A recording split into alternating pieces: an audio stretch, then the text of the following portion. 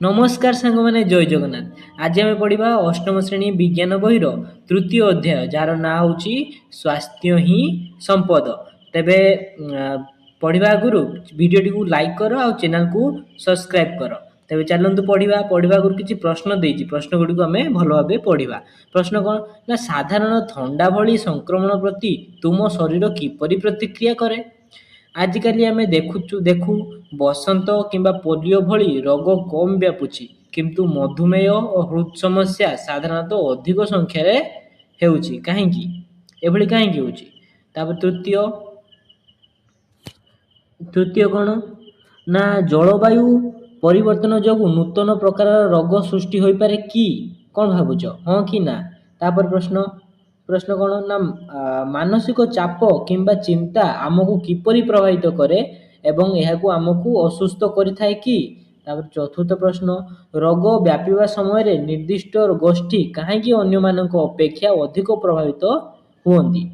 तापर जदि तुम मन भी किसी प्रश्न अच्छी एठी लिखि परिबो एठी लिखि परिबो हला तुम प्रश्न गुडी को लेख एठी लिखिबो एठी ठीक अछि। तेबे चलंतु स्टार्ट करिबा।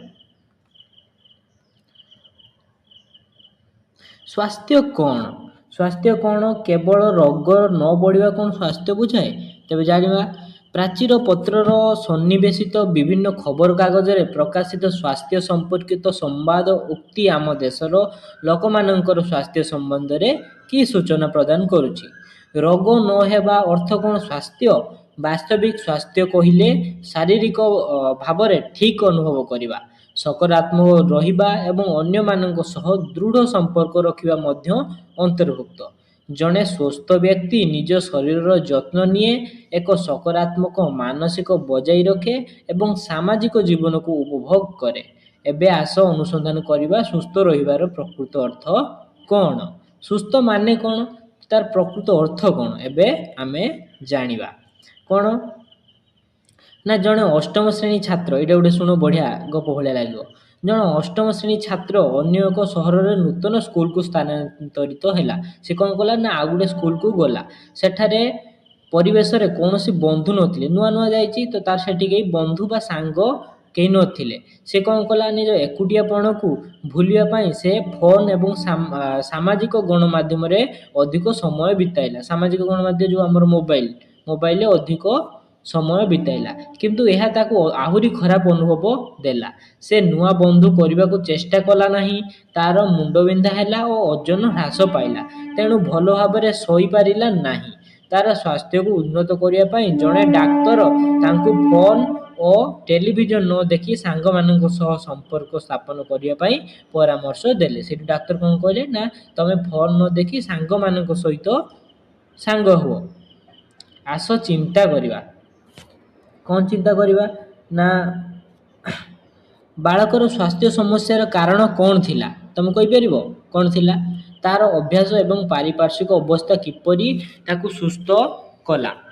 विश्व स्वास्थ्य संगठन WHO कौन वर्ल्ड हेल्थ ऑर्गेनाइजेशन अनुजाई स्वास्थ्य को संपूर्ण भाव में शारीरिक मानसिक एवं सामाजिक सुस्थतार अवस्था कहा जाए। स्वास्थ्य कहले केवल रोग अनुपस्थिति नुहे बरं जड़े सुस्थ व्यक्ति विभिन्न कार्य को अधिक दक्षतार सहित करिपारिबो विभिन्न एवं कष्टकर परिस्थिति को भल भाव में मुकाबिला करिपारिबाकू बुझाए। जड़े सुस्थ व्यक्ति समकक्ष गोष्ठी एवं समाज अन्यान्य सदस्यों सहित भल भाव में निजको सामिल करिपारि थाए। ठीक अच्छे तापरे देखिबा आम वैज्ञानिक आम जो आयुर्वेदिक अच्छी आयुर्वेदिक आगुरी किमिति सब आमर कराउतला एठी लिखा है। आयुर्वेद आमको शिक्षा दिए जे प्रकृत स्वास्थ्य होउची शारीरिक शरीर एवं मन परिवेश एक संतुलन। दिनचर्या एवं ऋतुकालीन ऋतुचर्या अनुसरण कले संतुलन बजाय रही थाए। व्यक्तिर शारीर गठन पाई उपयुक्त सतेज और सुषम खाद्य खाइबा अत्यंत जरूरी। नियमित व्यायाम परिष्कार परिच्छन्नता गाढ़ निद्रा एवं शांत मन सामग्रिक सुस्थता दे थाए। यह जोगे ध्यान भली अभ्यास मध्य हासिल करिपारिबा आमे। ठीक अछि आमे किपरि निजको सुस्थ रखिबा किपरि रखिबा ନା ସୁସ୍ଥ ରହିବା ଅର୍ଥ ପୁଷ୍ଟିକର ଖାଦ୍ୟ ଖାଇବା, ପରିଷ୍କାର ପରିଚ୍ଛନ୍ନତା ବଜାୟ ରଖିବା, ପରିଷ୍କାର ସ୍ଥାନରେ ବାସ କରିବା, ନିୟମିତ ବ୍ୟାୟାମ କରିବା, ଠିକ୍ ନିଦ୍ରା ଯିବା, ପରିବାର ଏବଂ ବନ୍ଧୁମାନଙ୍କ ସହିତ ଅଧିକ ସମୟ ଅତିବାହିତ କରିବା ଏବଂ ସକାରାତ୍ମକ ମନୋଭାବ ପୋଷଣ କରିବା। ପ୍ରତ୍ୟେକ ରୋଗ ପ୍ରତିକାର ପାଇଁ ଏକାଧିକ ବ୍ୟବସ୍ଥା ଦିଆଯାଇଛି, ଯଥା ବାତ, ପିତ୍ତ, କଫ କ୍ଷୟ ବୃଦ୍ଧି ହୋଇଥାଏ। ଅତଏବ ଯେଉଁ ଔଷଧଟି ଖାଇଲେ ଶରୀରର ବାତ, ପିତ୍ତ, କଫ ଦୋଷମାନଙ୍କ ସମତା ଆସିଥାଏ, ସେହି ଔଷଧ ଶରୀରର ରୋଗମୁକ୍ତ ହୁଏ। ଏ ସମ୍ପର୍କୀୟ ସୂଚନା ଲକ୍ଷ୍ମଣ ମିଶ୍ରଙ୍କ ଘର ବୈଦ୍ୟ ପୁସ୍ତକରୁ ମିଳେ। ତାପରେ କ'ଣ ନା ନିଜକୁ ସୁସ୍ଥ ରଖିବା ପାଇଁ ଆମେ କ'ଣ କରିବା ଉଚିତ ଏବଂ କ'ଣ କରିବା ଉଚିତ ନୁହଁ। କ'ଣ କରିବା ନା ଆମେ ନିଜକୁ ସୁସ୍ଥ ରଖିବା ପାଇଁ ହେଉଛି ସୁଷମ ଖାଦ୍ୟ ଖାଇବା, ପ୍ରତିଦିନ ଆମେ କ'ଣ ଶାରୀରିକ ଦୃଷ୍ଟିରୁ ସକ୍ରିୟ ରହିବା, ଯେଉଁଗୁଡ଼ାକ ଏକ୍ସରସାଇଜ କରିବା, ଯୋଗ କରିବା, ବ୍ୟାୟାମ କରିବା। ତାପରେ କ'ଣ କରିବା ନା ତାପରେ ଆମେ ଧୂମ୍ରପାନ କରିବା ନାହିଁ, କୌଣସି ବି ଧୂମ୍ରପାନ କରିବା ନାହିଁ। ମାନସିକ ଚାପ ପରିଚାଳନା ସଠିକ୍ ପରିଚାଳନା କରିବା ପାଇଁ ଆମେ ମେଡ଼ିଟେସନ୍, ଯୋଗ, ବ୍ୟାୟାମ ଏଇସବୁ କରିବା। ଆଉ ଗୋଟେ କ'ଣ ମେନ୍ ରହିଛି, ଆମେ ନିହାତି ଦିନକୁ 8ରୁ 9 ଘଣ୍ଟା ଶୋଇବା। କ'ଣ କରିବା ନା 8ରୁ 9 ଘଣ୍ଟା ଶୋଇବା। ଠିକ୍ ଅଛି। ତାପରେ ଦେଖ ଏଇଠି ଗୋଟେ ଦେଇଛି ଚିତ୍ର, ବଢ଼ିଆ ଚିତ୍ର, ପରିବେଶକୁ ସଫା ରଖିବା। ଏଇ ଯେଉଁ ଚିତ୍ର ଦେଖୁଛ ତମେ ସ୍କ୍ରିନରେ ଯେଉଁ ଚିତ୍ର ଦେଖୁଛ, এই ଚିତ୍ର ଭିତରେ ଦୁଇଟା ଚିତ୍ର ଭିତରୁ ତମେ କୋଉ ଚିତ୍ର, ଏଇ ଗୋଟେ ଚିତ୍ର ଏଇ ଗୋଟେ ଚିତ୍ର, ତମେ କୋଉ ଚିତ୍ର ଭଳି ପରିବେଶରେ ଖେଳିବା ପାଇଁ ଚାହିଁବ କୁହ ତ ଦେଖି। କ'ଣ କରିବ ନିହାତି ନିହାତି ଏଇ ଯେଉଁ କ ଦେଇଛି, ନିହାତି କ, ଏଇ ଯେଉଁ କ ଦେଇଛି ସେଇଭଳି ପରିସ୍ଥିତିରେ ତମେ ଖେଳିବା ପାଇଁ ଚାହିଁବ। କାହିଁକି ନା ସୁସ୍ଥ ପରିବେଶ ସମସ୍ତଙ୍କୁ ଭଲ ଲାଗେ। ତୁମେ କେବେ ଧୂଆଁ କିମ୍ବା ଧୂଳି ଥିବା ସ୍ଥାନରେ ପ୍ରଶ୍ୱାସ ନେବାକୁ କଷ୍ଟ ଅନୁଭବ କରିଛ କି? କାରଣ ସ୍ୱଚ୍ଛ ବାୟୁ ଏବଂ ଜଳ ଆମ ସ୍ୱାସ୍ଥ୍ୟ ପାଇଁ ଗୁରୁତ୍ୱପୂର୍ଣ୍ଣ। ସହରଗୁଡ଼ିକରେ ଯାନବାହନ ଏବଂ କଳକାରଖାନା ଦ୍ୱାରା ହେଉଥିବା ବାୟୁ ପ୍ରଦୂଷଣ କାଶ କିମ୍ବା ଶ୍ୱାସରୋଗ ଭଳି ସମସ୍ୟା ସୃଷ୍ଟି କରିପାରେ। ବାୟୁର ବିଶୁଦ୍ଧତା ଜାଣିବାରେ ଆମକୁ ବାୟୁ ଗୁଣବତ୍ତା ସୂଚକାଙ୍କ ଏୟାର କ୍ୱାଲିଟି ଇଣ୍ଡେକ୍ସ ସାହାଯ୍ୟ କରେ। ଏକ ପରିଷ୍କାର ପରିବେଶ ଆମକୁ ସୁସ୍ଥ ରଖିବା ସହ ଉତ୍ତମ ଅନୁଭବ ଦେଇଥାଏ। କିନ୍ତୁ ସ୍ୱାସ୍ଥ୍ୟ କେବଳ ଶରୀରରେ ସୀମିତ ନୁହେଁ, ଏହା ଆମର ଭାବନା ଏବଂ ସମ୍ପର୍କ ସହିତ ଜଡ଼ିତ। ଯଦିଓ ଆମେ ଖାଦ୍ୟ ଖାଉ ଏବଂ ଏକ ପରିଷ୍କାର ସ୍ଥାନରେ ରହୁ, ତଥାପି ଯଦି ଆମେ ଏକାକୀ ରହିବା କିମ୍ବା ବିରକ୍ତ ଅନୁଭବ କରିବା, ତେବେ ଆମେ ଖୁସି ରହିପାରିବା ନାହିଁ। ବନ୍ଧୁ ଏବଂ ପରିବାର ସହିତ ସମୟ ବିତାଇବା, ହସିବା ଏବଂ ମଜା କଥାବାର୍ତ୍ତା କରିବା ଆମ ମନକୁ ସୁସ୍ଥ ରଖିବାରେ ସାହାଯ୍ୟ କରେ। ଆମେ ଅସୁସ୍ଥ ବୋଲି କିପରି ଜାଣିବା? ଆମେ ଅସୁସ୍ଥ ଅଛନ୍ତି କି ଭଲ ଅଛନ୍ତି ଆମେ କେମିତି ଜାଣିବା? ନା ଆମ ଶରୀର ସାଧାରଣ ଆମକୁ ସୁସ୍ଥ ରଖିବା ପାଇଁ ଏକ ନିର୍ଦ୍ଦିଷ୍ଟ ଉପାୟ ଅବଲମ୍ବନ କରେ। ଯେତେବେଳେ ଆମେ ଅସୁସ୍ଥ ଅନୁଭବ କରୁ, ତା ମାନେ ଆମ ଶରୀର ଭିତରେ କିଛି ବ୍ୟତିକ୍ରମ ଦେଖାଦେଇଛି। ଆମ ଶରୀରରେ ଯନ୍ତ୍ରଣା କିମ୍ବା ମୁଣ୍ଡବିନ୍ଧା, କ୍ଳାନ୍ତି ପ୍ରଭୃତି ଲକ୍ଷଣ ଏବଂ ଜ୍ୱର, ଉଚ୍ଚ ରକ୍ତଚାପ, ଫୋଟକା କିମ୍ବା ଶରୀରରେ ଫୁଲା ଭଳି ସଂକେତ ଆଦି ସୂଚାଇଥାଏ। ଯେତେବେଳେ ଆମ ଶରୀର କିଛି ଅସୁସ୍ଥ ହୁଏ, ଏହିସବୁ ଲକ୍ଷଣ ଦେଖିବାକୁ ମିଳିଥାଏ ଯେ ଆମେ ଅସୁସ୍ଥ ଅଛୁ। ଏକ ଲକ୍ଷଣ ହେଉଛି ଯାହା ଆମେ ଅନୁଭବ କରୁ, ଯେପରିକି ଯନ୍ତ୍ରଣା ଅନୁଭବ କରିବା, ଏବଂ ଅନ୍ୟଟି ହେଉଛି ସଂକେତ ଯାହାକୁ ଦେଖାଇପାରେ କିମ୍ବା ମାପ କରାଯାଇପାରେ, ଯେପରିକି ଜ୍ୱର ସମୟରେ ଶରୀର ଉଚ୍ଚ ତାପମାତ୍ରା ରହିବା। ଏଗୁଡ଼ିକ ଡାକ୍ତରମାନଙ୍କୁ ବୁଝିବାରେ ସାହାଯ୍ୟ କରେ ଯେ ଆମେ କାହିଁକି ଅସୁସ୍ଥ ହୋଇଛୁ। ତାପରେ ଦେଖିବା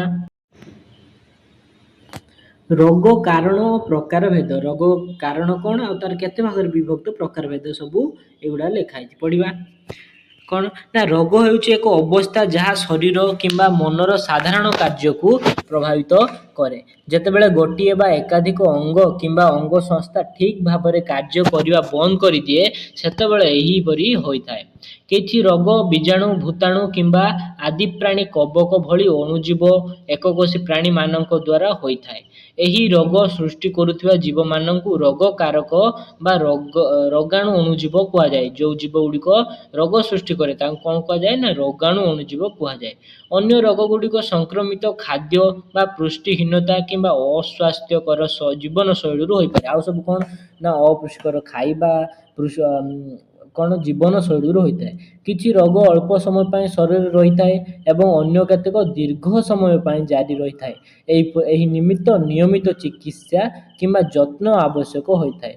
ରୋଗଗୁଡ଼ିକୁ ସେମାନଙ୍କ କାରଣ ଏବଂ ବ୍ୟାପିବାର ପଦ୍ଧତି ଆଧାରରେ ଦୁଇ ଭାଗରେ ବିଭକ୍ତ କରାଯାଇଛି।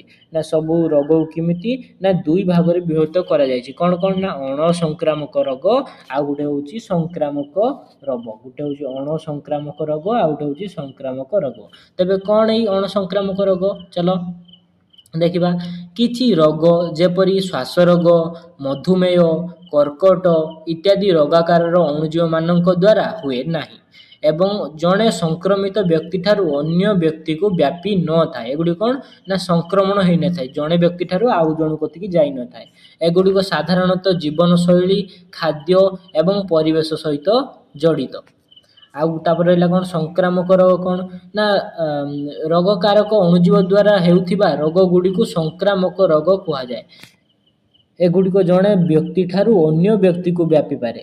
ସଂକ୍ରାମକ ରୋଗର କିଛି ଉଦାହରଣ ହେଉଛି ଟାଇଫଏଡ୍, ଡେଙ୍ଗୁ, ଥଣ୍ଡା, ମିଳିମିଳା ଏବଂ କୋଭିଡ୍-19। ତୁମେମାନେ ଜାଣିଥିବ ଏବେ ଯେଉଁ ହେଇଥିଲା କୋଭିଡ୍-19 ସିଏ ହେଉଛି ଏକ ସଂକ୍ରାମକ ରୋଗ, ଜଣ ପାଖରୁ ଆଉ ଜଣ ପାଖକୁ ଡେଇଁଥାଏ। ଠିକ୍ ଅଛି। ତାପରେ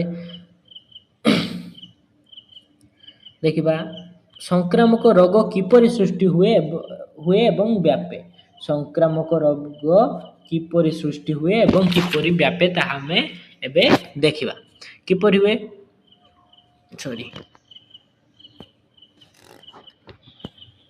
କିପରି ହୁଏ ନା ସମସ୍ତ ସଂକ୍ରାମକ ରୋଗ ରୋଗକାରକ ଅଣୁଜୀବ ଦ୍ୱାରା ସୃଷ୍ଟି ହୁଏ।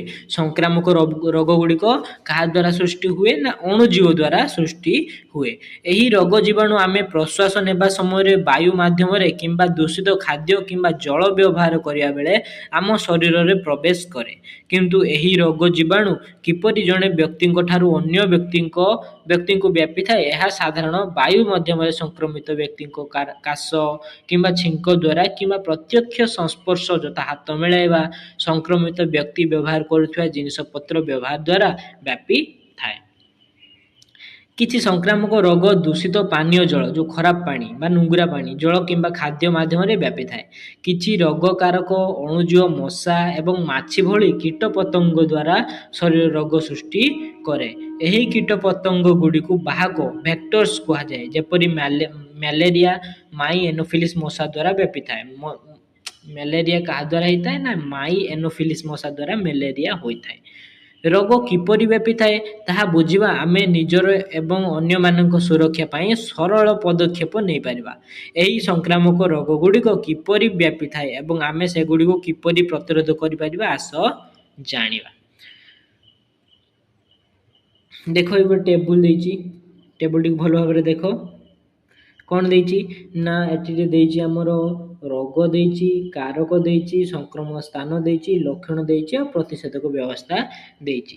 କି ରୋଗ ନା ସାଧାରଣ ଥଣ୍ଡା ଜ୍ୱର ବା ଇନଫ୍ଲୁଏଞ୍ଜା କେମିତି ହୁଏ ନା କାହା ମାଧ୍ୟମରେ ହୁଏ? ଭୂତାଣୁ ମାଧ୍ୟମରେ ହୁଏ। ସଂକ୍ରମଣ ସ୍ଥାନ କ'ଣ? ଶ୍ୱାସନଳୀର ଏଇଟା ହୋଇଥାଏ। ତାପରେ ଲକ୍ଷଣ ସବୁ କ'ଣ ନା ନାକ ବନ୍ଦ ହେଇଯିବା, ପାଣି ବୋହିବା, ଗଳା ବ୍ୟଥା ହେବା, ଜ୍ୱର, କାଶ, ଶରୀର ବ୍ୟଥା ଏଗୁଡ଼ା ହେଉଛି ତାର ଲକ୍ଷଣ। ତାର ପ୍ରତିଷେଧକ କ'ଣ ନା ନିୟମିତ ହାତ ଧୋଇବା, ବ୍ୟକ୍ତିଗତ ସାମଗ୍ରୀ ଆଦାନ ପ୍ରଦାନ ନ କରିବା, ମୁହଁ ଓ ନାକରୁ ଘୋଡ଼ାଇ ରଖିବା ଏଗୁଡ଼ିକ ହେଉଛି ତା ପ୍ରତିଷେଧକ ବ୍ୟବସ୍ଥା। ଏଇଭଳି ସବୁ ଆହୁରି ଦେଇଛି ହାଡ଼ଫୁଟି, ମିଳିମିଳା, ବୀଜାଣୁ ଏଗୁଡ଼ା ସବୁ ଦେଇଛି ପଢ଼ିବ। ଦୂଷିତ ପାଣି ଏବଂ ଖାଦ୍ୟ ମାଧ୍ୟମରେ ବ୍ୟାପିବା ରୋଗ, ଏସବୁ ଦୂଷିତ ପାଣି ଆଉ ଖାଦ୍ୟ ମାଧ୍ୟମରେ ବ୍ୟାପେ। କେମିତି ନା ଭୂତାଣୁ, ବୀଜାଣୁ, ଜୀବାଣୁ, କୀଟ ଏଗୁଡ଼ା ସବୁ। ଆଉ କ'ଣ କୀଟ ପତଙ୍ଗ ଦ୍ୱାରା ସଂକ୍ରମିତ ଯେଉଁଭଳିଆ ଆଦି ପ୍ରାଣୀ, ଭୂତାଣୁ ତାଙ୍କମାନଙ୍କ ଦ୍ୱାରା ହେଉଥିବା ରୋଗ ଗୁଡ଼ିକ ସବୁ ଅଛି। ଠିକ୍ ଅଛି। ତାପରେ ଦେଖିବା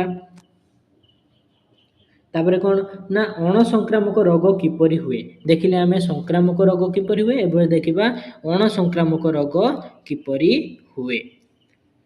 ତୁମେ ଜାଣିଛ ଯେ କର୍କଟ, ମଧୁମେହ, କର୍କଟ କ'ଣ ଯେଉଁ ଆମର ହେଉଛି ରହିଲା କ୍ୟାନ୍ସର, ମଧୁମେହ ହେଉଛି ଡାଇବେଟିସ୍ ହେଲା ଏବଂ ଶ୍ୱାସରୋଗ ଭଳି ଅଣସଂକ୍ରାମକ ରୋଗ ଗୁଡ଼ିକ ଜୀବନଶୈଳୀ, ଖାଦ୍ୟ କିମ୍ବା ପରିବେଶ ସହିତ ଜଡ଼ିତ। ଏଗୁଡ଼ିକ ଭାରତରେ ମୃତ୍ୟୁର ସବୁଠାରୁ ସାଧାରଣ କାରଣ। କେତେକ ଏବେ ବି ତୁମେ ଦେଖିବ ଯେ ଭାରତରେ ହଜାର ହଜାର ଲୋକ ମରୁଛନ୍ତି କ୍ୟାନ୍ସରରେ। ଠିକ୍ ଅଛି। କେତେକ ସ୍ୱତନ୍ତ୍ର ପୋଷାକ ଅଭାବରେ ପୋଷକ ଅଭାବରେ ହେଉଥିବା ସ୍କର୍ଭି, ରକ୍ତହୀନତା ଏବଂ ଗଳଗଣ୍ଡ ଭଳି ରୋଗ ବିଷୟରେ ତୁମେ ପୂର୍ବ ଶ୍ରେଣୀରେ ଜାଣିଛ। ଠିକ ଅଛି। ତାପରେ ଦେଖିବା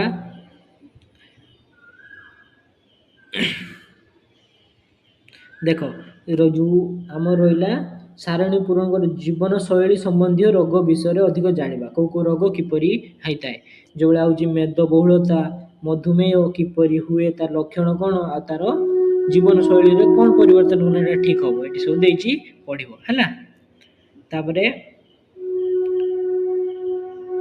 ଦେଖିବା ମେନ୍ ପଏଣ୍ଟ ପଢ଼ିବା ଆମେ। ତାପରେ ଦେଖ ଏଇଟା ଦେଖ ଟିକେ ମେନ୍ ଅଛି ଏଡୱାର୍ଡ ଜେନର ଏବଂ ବସନ୍ତ ଟୀକା। ବସନ୍ତ ଟୀକା କିଏ ବାହାର କରିଥିଲେ ନା ଏଡୱାର୍ଡ ଜେନର ହେଲା। ବସନ୍ତ ଏକ ମାରାତ୍ମକ ରୋଗ ଥିଲା ଯାହାର ଶରୀର ସାରା ଫଟକା ସୃଷ୍ଟି କରୁଥିଲା, ଲକ୍ଷ ଲକ୍ଷ ଲୋକଙ୍କୁ ଆକ୍ରାନ୍ତ କରି ମାରି ଦେଉଥିଲା।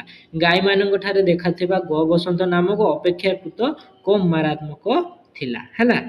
ତାପରେ ଦେଖିବା ପର୍ଯ୍ୟବେକ୍ଷଣ, ସେ କେମିତି ଯେଉଁ ତାର ଟୀକା ବାହାର କଲେ, ପର୍ଯ୍ୟବେକ୍ଷଣ କେମିତି କଲେ, ଅନୁମାନ କରିକି ପରୀକ୍ଷା କଲେ, ପରୀକ୍ଷା କରି ପରିଣାମ ବାହାର କଲେ। ଠିକ ଅଛି। ତାପରେ ଦେଖିବା ଆଉ କ'ଣ ରହିଛି, ରୋଗର ଚିକିତ୍ସା, ଏଇଟା ପଢ଼ିବା। ରୋଗର ଚିକିତ୍ସା କ'ଣ, ଯଦି ଆମର ପ୍ରତିରକ୍ଷା ପ୍ରଣାଳୀ ଆମକୁ ଏକ ସଂକ୍ରାମକ ରୋଗ ବିରୁଦ୍ଧରେ ସୁରକ୍ଷା ଦେବାରେ ବିଫଳ ହୁଏ, ତେବେ ଆମେ ଅସୁସ୍ଥ ହୋଇପଡ଼ୁ ଏବଂ ଡାକ୍ତର ପାଖକୁ ଯିବାକୁ ପଡ଼ିଥାଏ। ଦେଖିବା ଆମେ ଯେତେବେଳେ ଅସୁସ୍ଥ ହେଇଯିବା ସେତେବେଳେ କାହା ପାଖକୁ ଯାଆନ୍ତି ନା ଡାକ୍ତର ପାଖକୁ ଯାଆନ୍ତି। ଡାକ୍ତର ଆମକୁ ପ୍ରତିଜୀବକ ବା ଆଣ୍ଟିବାୟୋଟିକ୍ ନାମକ ଔଷଧ ଦେଇପାରନ୍ତି ଯାହା ରୋଗ ସୃଷ୍ଟି କରୁଥିବା ବୀଜାଣୁକୁ ମାରିଦିଏ। ଆଣ୍ଟିବାୟୋଟିକ୍ସ କେବଳ ବୀଜାଣୁ ସଂକ୍ରମଣ ବିରୁଦ୍ଧରେ କାମ କରେ କାରଣ ସେମାନେ ନିର୍ଦ୍ଦିଷ୍ଟ ଭାବରେ ବୀଜାଣୁ କୋଷର ଅଂଶଗୁଡ଼ିକୁ ନଷ୍ଟ କରନ୍ତି ଯାହା ମଣିଷ କିମ୍ବା ଅନ୍ୟ ପ୍ରାଣୀ କୋଷଠାରୁ ଭିନ୍ନ। ଆଣ୍ଟିବାୟୋଟିକ୍ସ ଆଦି ପ୍ରାଣୀ ଓ ଭୂତାଣୁ ଦ୍ୱାରା ହେଉଥିବା ସଂକ୍ରମଣ ବିରୁଦ୍ଧରେ କାମ କରେ ନାହିଁ। ତାପରେ ଦେଖିବା ପ୍ରଥମ ଆବିଷ୍କୃତ ପ୍ରତିଜୀବକ ପେନିସିଲିନ୍। ପେନିସିଲିନ୍ ଲଣ୍ଡନର ଜଣେ ବୀଜାଣୁ ଆଲେକ୍ଜାଣ୍ଡାର ଫ୍ଲେମିଂଙ୍କ ଦ୍ୱାରା 1928ରେ ଆବିଷ୍କୃତ ହୋଇଥିଲା। ଏଇଟା ମନେ ରଖିବ, କାହା ଦ୍ୱାରା କେବେ ହୋଇଥିଲା ଏଇଟା ମନେ ରଖିବ। ଠିକ ଅଛି, ଆଲେକ୍ଜାଣ୍ଡାର ଫ୍ଲେମିଂ। ତାପରେ ଦେଖ ଆଣ୍ଟିବାୟୋଟିକ୍ କିପରି ହୁଏ, ସାମ୍ପ୍ରଦାୟରେ ଆଣ୍ଟିବାୟୋଟିକ୍ ପ୍ରତିରୋଧ କିପରି ବ୍ୟାପିଥାଏ, ଏଠି ସବୁ ଚିତ୍ର ଦେଇଛି, ଚିତ୍ରଟି ଭଲ ଭାବରେ ଦେଖିବ। ଏ ଦେଖ ଆଣ୍ଟିବାୟୋଟିକ୍ ପ୍ରତିରୋଧକୁ ବୀଜାଣୁ ବ୍ୟାପିବା। ତାପରେ କ'ଣ ନା ହେଉଛି ଆଣ୍ଟିବାୟୋଟିକ୍ ପ୍ରତି ବ୍ୟାକ୍ଟେରିଆ କିପରି ପ୍ରତିରୋଧ ହୁଏ, କିପରି କ'ଣ ତାକୁ ଟୀକା ଦିଆ ହୁଏ, କିପରି କ'ଣ ହୁଏ, ଏଇସବୁ ଚିତ୍ରରେ ଦେଇଛି, ତୁମେମାନେ ପଢ଼ିବ। ଠିକ ଅଛି। ଏବେ ଆମେ ତା ପ୍ରଶ୍ନ ଉତ୍ତର କରିବା। ଏଟା ତ ବହୁତ ଲମ୍ବା ଭିଡ଼ିଓ ହେଇଯିବ, ତେଣୁ ପ୍ରଶ୍ନ ଉତ୍ତର ଆମେ ନେକ୍ସଟ ଭିଡ଼ିଓରେ କରିବା। ତ ନେକ୍ସଟ ପାର୍ଟରେ ତ କମେଣ୍ଟ କର ଆଉ ଚ୍ୟାନେଲଟିକୁ ସବସ୍କ୍ରାଇବ କର। ଏଟା ଆମର ନୂଆ ଚ୍ୟାନେଲ। ଆଉ ତୁମମାନେ ଚ୍ୟାନେଲକୁ ସବସ୍କ୍ରାଇବ କଲେ ତୁମମାନଙ୍କୁ କିଛି ବି ପଇସା ପଡ଼ିବନି। ସୋ ପ୍ଲିଜ୍ ଦୟାକରି ଚ୍ୟାନେଲକୁ ସବସ୍କ୍ରାଇବ କରିବ। ଠିକ ଅଛି। ଜୟ ଜଗନ୍ନାଥ।